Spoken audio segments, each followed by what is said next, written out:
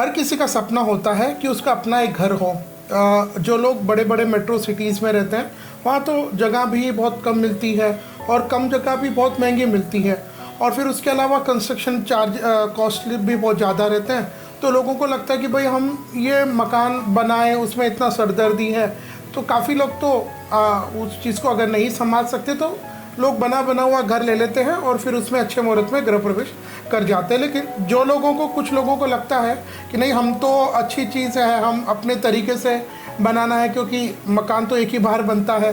तो उनको लगता है कि हम अपने तरीके से बनाना है, हमारे को जैसे ठीक लगे। तो उसके लिए काफ़ी लोग क्या करते हैं, सबसे पहले कुछ पुराना मकान है तो फिर उसको तोड़ तोड़ा करके आप जेसीबी आदि लगा करके उसको खंडरता उसको ठीक करना है। जब पूरा आपने लेवल कर दिया उसके बाद वहाँ पर फिर आपको खुदाई करनी होती है, मतलब भूमि पूजा करना होता है। वहाँ आप बुलडोज़र में जेसीबी ऐसा आदि लगा करके खुदाई करते हैं और फिर वहाँ से हम भूमि पूजा, मकान, कॉलम रेजिंग, ये अलग अलग विषय है। देखिए, जैसे कि आप जानते हैं हमारी ये जो सारी पृथ्वी है ये शेषनाग में भी आप पिक्चर में देखिए, ये शेषनाग के मस्तक के ऊपर ठहरी हुई है। तो धरती के हमारी जो ये प्रकृति है, हमारी जो भूमि है शेषनाग के ऊपर है, और इसको भगवान ब्रह्मा जी चलाते हैं, विष्णु जी इसको बनाते हैं और महादेव इसका प्रलय कर देते हैं। लेकिन अगर हम चाहते हैं कि हम जिस घर में आगे हमने जो जगह ली है वहाँ जा कर के हम सुख से रहे, आनंद से रहे, वहाँ हर चीज़ अच्छी हो, और जब आप मकान बना रहे हैं तो वहाँ कोई बाधा ना आए, विघ्न ना आए, आपका मकान फटाफट बन करके तैयार हो जाए। तो इसके लिए दो चीज़ें बहुत ज़रूरी है। उनमें पहला है कि आप अच्छे शुभ मुहूर्त पर भूमि पूजा का कार्य करिए, दूसरा विधि विधान से करिएगा। तो जब हम विधि विधान की बात करते हैं तो हमारे शास्त्र कहते हैं कि जब आप भूमि पूजा कर रहे होते हो, मतलब आपने जगह ले लिया, उसको लेवल कर लिया, अब वहाँ से मान लीजिए कल उस जगह पर जहाँ आप मकान बनाएंगे वहाँ भूमि पूजा है, तो उसको आपने लेवल करने के बाद, खुदाई आदि करने के बाद, या तो आप शिलान्यास कर रहे हैं या गृह निर्माण पूजा या भूमि पूजा, तीनों में जो भी आप कर रहे हैं, तो जिस दिन मान लीजिए कल पूजा, तो एक दिन पहले आज वहाँ पर रात भर गौ माता को बांध दीजिए, उनकी रखवाली करिएगा, उनको चारा है, साड़ी है, खाने पीने के लिए है, जल है, इनकी व्यवस्था करिए। तो रात भर वो गौ माता उस जगह में अगर रहती है तो वहाँ वो अपना गोबर करेगी, अपना गौमूत्र भी रहेगा, तो उससे हमारी उस जगह में अगर कोई नकारात्मक चीज़ है, नेगेटिव वाइब्स है, तो वो सारे चले जाते हैं। तो भूमि पूजा बेसिकली हम इसलिए करते हैं क्योंकि ये जब रात भर अपनी गौ माता को रख दिया, अब दूसरे दिन आप वहाँ सब्बर लगाएंगे, खुदाई करेंगे, तो बेसिकली हम भूमि पूजा के माध्यम से अपनी भूमाता को हाथ जोड़ करके प्रणाम करके उनसे प्रार्थना करते हैं कि माँ, हम आगे इस जगह में रहेंगे तो हमारे यहाँ पर धन की वृद्धि हो, वंश की वृद्धि हो, हम आपके छाती पर, वक्षस्थल पर प्रहार कर रहे तो हमें आप क्षमा करना, और आप हमें ऐसी कृपा करना कि हमारे यहाँ फटाफट मकान बन करके तैयार हो जाए। तो उसके लिए हम भूमि पूजा करते हैं। और जो 5 तत्व है, पृथ्वी, जल, अग्नि, वायु, तेज, ये जो 5 एलिमेंट्स है, इनको भी हम बैलेंस करते हैं भूमि पूजा के माध्यम से। तो जब आप भूमि पूजा कर रहे होते हैं तो उसके लिए हमारे शास्त्र कहते हैं कि जब आपने भूमि पूजा की है, एक दिन पहले तो रात में आपने गौ माता को रख दिया। जिस दिन सुबह, जिस दिन पूजा हो, जो भी मुहूर्त में पंडित जी आते, तो आप अपने पूरे परिवार के साथ भूमि पूजा करिएगा। भूमि पूजा में जब आप पंडित जी के कहने पर मिस्त्री आदि जब माल, सीमेंट आदि रेडी कर लेते हैं और पंडित जी कहते हैं तो उसके हिसाब से हम उस खुदाई में डालते हैं। तो जब सारा परिवार होता है तो पता नहीं किसका हाथ अच्छा हो, किसका भाग्य अच्छा हो, और उसका हाथ लग जाए तो हमारा वो मकान फटाफट बन करके तैयार हो जाए। तो सारे परिवार के साथ हमको बैठ करके अपने उस भूमि पूजा, गृह निर्माण के कार्य को विधिवत संपन्न करना है। शास्त्र ऐसी भी आज्ञा देता है कि जब आप गृह निर्माण पूजा कर रहे होते हो तो उसमें किन चीज़ों का मुख्यतः प्रयोग होना चाहिए। मतलब जब आपने खुदाई कर दिया, कॉलम रेजिंग कर रहे हैं, तब उसके अंदर हमें चांदी के कच्छ, मच यानी कछुआ, मच यानी मगरमच्छ, नाग, नागिनी, अमरपेल, बड़का तातिया, कलश और पंचरत्न, इन सभी का हमें उस भूमि पूजा के दौरान प्रयोग करना चाहिए। इनकी पूजा करनी चाहिए। इनके अलावा 5 ईंटें, 5 पत्थर है, इनकी भी हमें पूजा करनी चाहिए। और वहाँ जैसे गंपा है, जो सब्बल है, जो फिर और अन्य जो भी औजार होते हैं, शस्त्र होते हैं, उन सभी का पूजन करना चाहिए। मिस्त्री को, जो आपका मकान बनाएंगे, आर्किटेक्ट होते हैं, इंजीनियर होते हैं, मिस्त्री होते हैं, उनको भी तिलक करें, उनको प्रसाद दें, उनको आप वहाँ पर मिठाई बांटें, उनको मोली बांधें, तो उनका मान सम्मान, वो विश्वकर्मा है, वो अगर राजी रहेंगे तो हमारा मकान अच्छे से बन करके तैयार हो जाएगा। और जब आप इस तरह करते तो अब हमारे शास्त्र में ऐसी आज्ञा है कि आप हर महीने खुदाई नहीं कर सकते, आपकी जब इच्छा हो जब आपने कर दिया, नहीं, ऐसी बात नहीं।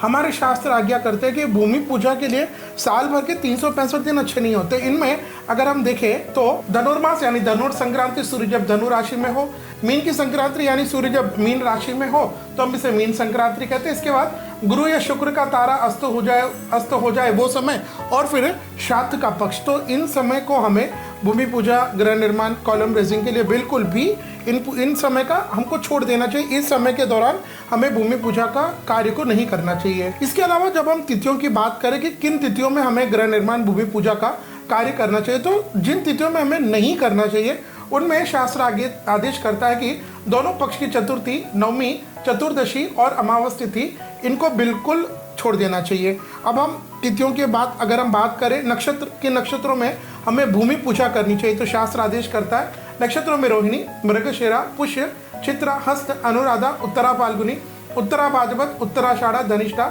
शतभिषा और रेवती, ये नक्षत्र भूमि पूजा के लिए सर्वश्रेष्ठ माने गए हैं।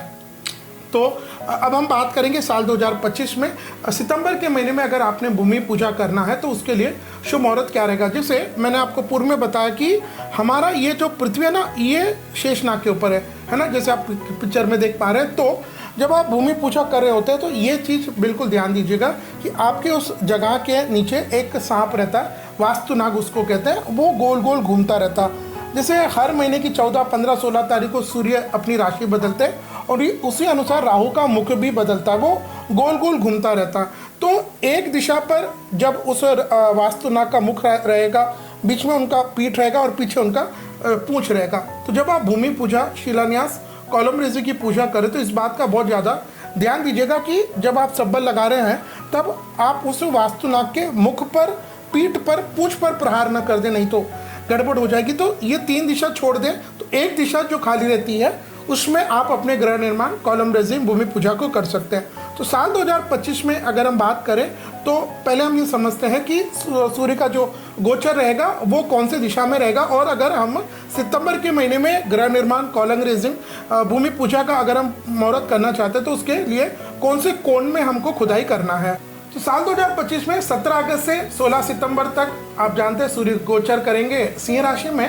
तो इस दौरान आप नींव की पूजा के लिए जो श्रेष्ठ दिशा रहेगी वह आग्नेय कोण रहेगा। इसके बाद 16 सितंबर से 17 अक्टूबर तक सूर्य ये गोचर करेंगे कन्या राशि में। तो इस दौरान भी अगर आप भूमि पूजा, कॉलम रेजिंग की पूजा करना चाहें तो वह भी आपको इसी यानी आग्नेय कोण में ही करना चाहिए। अब हम बात करेंगे साल 2025 में सितंबर के महीने में अगर आपने भूमि पूजा करनी है तो उसके लिए शुभ मुहूर्त क्या रहेंगे। देखिए, अभी ये जो मैं भूमि पूजा, कॉलम रेजिंग, गृह निर्माण मुहूर्त के पूजा के मुहूर्त बताऊंगा ये साधारण मतलब सभी के लिए है। लेकिन अगर आप चाहते कि आपकी वो जगह जिस व्यक्ति के नाम से, उसके नाम से सर्वश्रेष्ठ ऐसा मुहूर्त कि जब आप सब्बल लगाए, भूमि पूजा का कार्य करें तो मकान फटाफट बन करके तैयार हो जाए, तो आप हमें मात्र 3100 रुपये दे करके वह शुभ मुहूर्त प्राप्त कर सकते हैं। तो आइए अब हम बात करते हैं साल 2025 में सितंबर के महीने में गृह निर्माण, भूमि पूजा, कॉलम रेजिंग के लिए शुभ मुहूर्त क्या रहेंगे। तो सितंबर के महीने में आपको पहला मुहूर्त मिलेगा भाद्रपद मास के शुक्ल पक्ष की द्वादशी तिथि गुरुवार 4 सितंबर 2025। इस दिन नक्षत्र उत्तराषाढ़ा नक्षत्र, मकर के चंद्रमा, तुला, वृश्चिक लगन और अभिजीत मुहूर्त में आप गृह निर्माण, कॉलम रेसिंग का कार्य कर सकते हैं। इसके बाद 4 सितंबर से 21 सितंबर तक श्राद्ध पक्ष रहेगा, पितृपक्ष। तो इस दौरान हमें अपने पितरों को, पूर्वजों को रिझाना चाहिए, उनको मनाना चाहिए।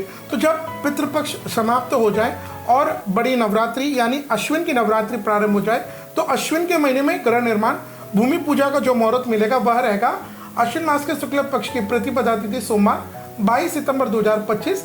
इस दिन उत्तरा फाल्गुनी नक्षत्र, कन्या का चंद्रमा और दोपहर के 11:24 से पहले आप गृह निर्माण, वास्तु पूजा, शारदीय नवरात्र का पहला दिन रहेगा, श्रीवत्स का योग रहेगा, तो आप ये पूजा पाठ कर सकते हैं। तो साल 2025 में सितंबर के महीने में आपको गृह निर्माण, कॉलम रेजिंग के मात्र ये 2 मुहूर्त मिलेंगे। किस दिशा में करना है वो मैंने आपको बताया। इसके अलावा काफ़ी लोग, महाराज लोग अपने अपने हिसाब से बता देते हैं, तो कहीं ना कहीं कॉम्प्रोमाइज़ हम इन मुहूर्तों से न करें।